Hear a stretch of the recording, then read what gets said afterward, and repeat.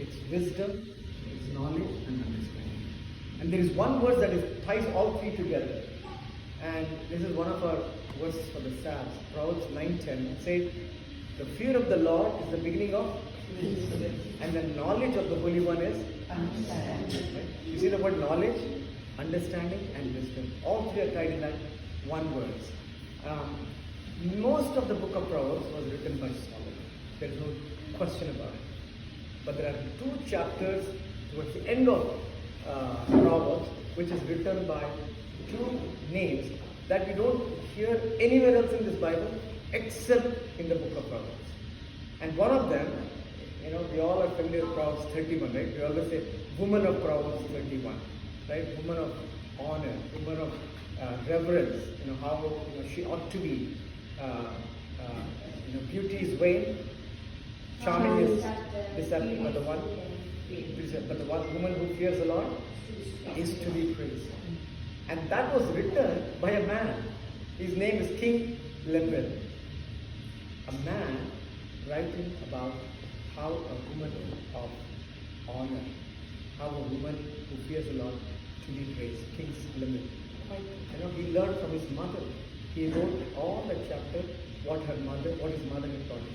But I'm going to focus on chapter 29, which is written by another name which we don't see anywhere else in the Bible. His name is Agur, A-G-U-R. In the original Hebrew, I was just thinking, how does his name sound? It is Agur. That's how it is, Agur. The Ra comes out very strong in Hebrew. But he wrote this, and in this whole chapter, there are several places where he says, I am a man who's ignorant. I have never understood I don't know, I have not learned wisdom, or nor have I the knowledge of the Holy One. And again and again he'll talk about every word of God is flawless. He is a shield to those who take refuge in him. How can we do all of that? And then in chapter 29 verse 7 and 8, this is what I shared yesterday night. He says, Lord, two things I request of you. And it got me very curious. What is this man asking God? He says, two things I request of you, and don't refuse me before I die. That was his plea.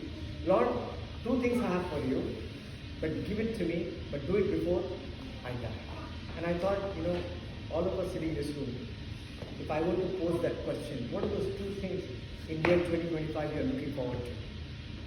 Right? What is that, thing, I wish I could have done this. I wish I didn't have, but I didn't have time. What are those two things you want to do? And this man said two things that really was speaking to me. One was, he said, take falsehood and lies far from me. That was his first request. Lord, take falsehood and lies far away from me. In other words, he said, Lord, take hypocrisy out of my life so that it never be seen to you. That was his first request.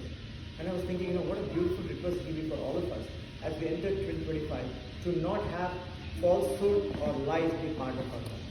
Or at least it diminishes as I enter 2025 and end 2025 strongly. That was his first request.